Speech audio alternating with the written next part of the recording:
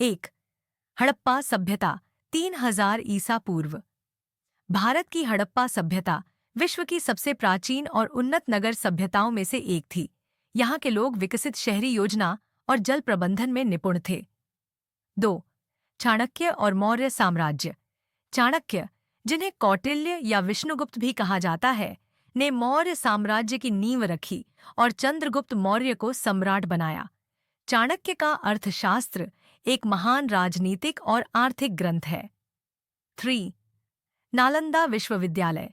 नालंदा विश्वविद्यालय प्राचीन काल में शिक्षा का प्रमुख केंद्र था, जहां 10,000 से अधिक छात्र और 2,000 शिक्षक अध्ययन और अध्यापन करते थे। यहाँ की पुस्तकालय दुनिया की सबसे समृद्ध पुस्तकालयों में से एक थीं। 4. अशोक महान 283-270 ईपू। सम्राट अशोक, जो मौर्य साम्राज्य के राजा थे, ने कलिंग युद्ध के बाद बौद्ध धर्म को अपनाया और अपने राज्य में अहिंसा और धार्मिक सहिष्णुता का प्रचार किया। 5. विक्रम संवत। भारत में विक्रम संवत का प्रचलन राजा विक्रमादित्य द्वारा 57 ईसा पूर्व में किया गया था। यह आज भी भारत में विभिन्न क्षेत्रों में उपयोग किया जाता है। 6. गुप्त काल 300-600 ई। गुप्त वंश के समय को भारत का स्वर्ण युग कहा जाता है, जब कला, विज्ञान और साहित्य अपने चरम पर थे।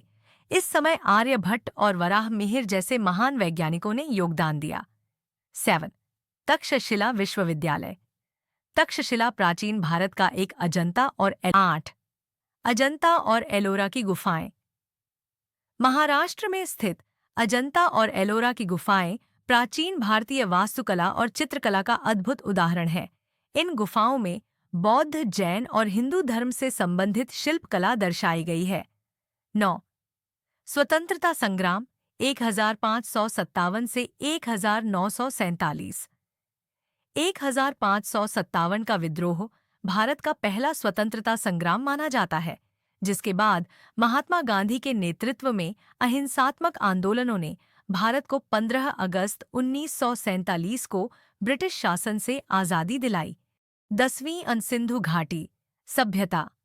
भारत की सिंधु घाटी सभ्यता में लिपि, विज्ञान और नगर नियोजन का उच्च स्तर था।